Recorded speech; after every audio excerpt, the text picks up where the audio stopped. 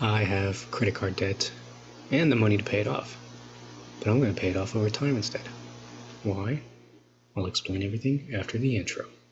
Just kidding, I don't have an intro. This might sound kind of crazy coming from a guy that got his inspiration for starting a finance-related channel from spending a totally miserable 8 months paying off $40,000 of debt. The last thing I should ever want is to carry a single dollar in debt, especially on a credit card. I know, I sound insane. Earthquakes, volcanoes, the dead rising from the grave, human sacrifice, dogs and cats living together, mass hysteria.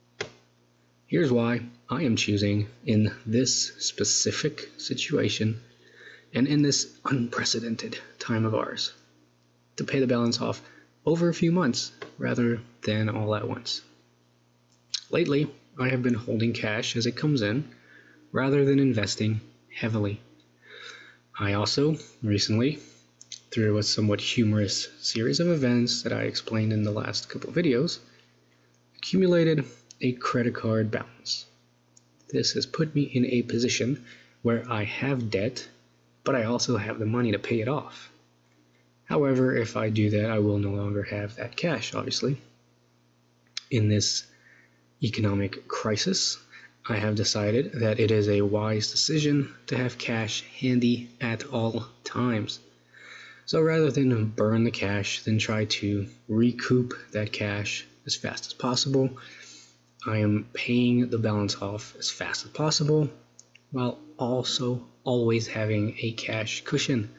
Worst case scenario, I can go down to minimum payment and still have the cash available for bills. One other point to note is that we are in this limbo stage, right, where states and countries are already in the process of reopening.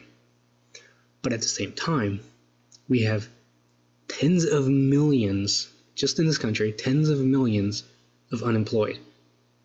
And countless businesses have shut down, many of them permanently. They're not coming back.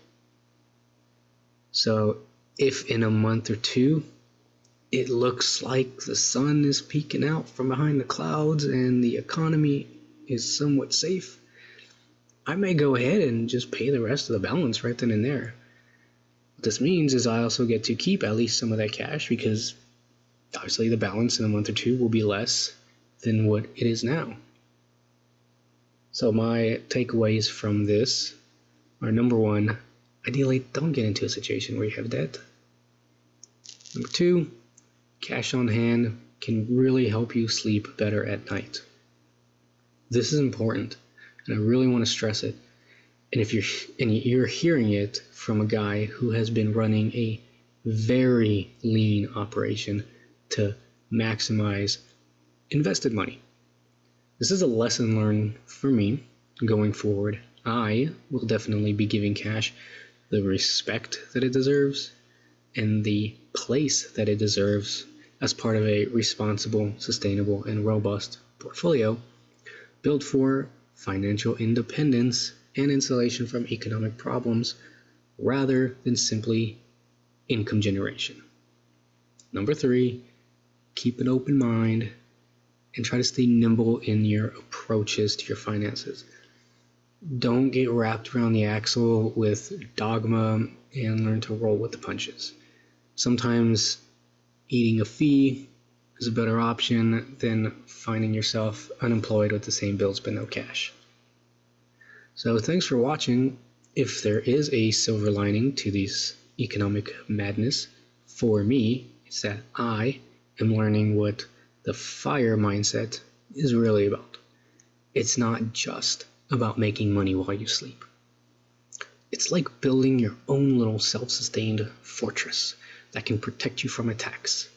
And as you build your fortress, you add different kinds of defenses that protect against different threats.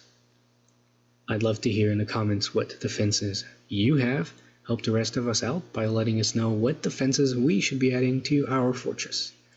Everyone stay safe, and I will see you on the next video.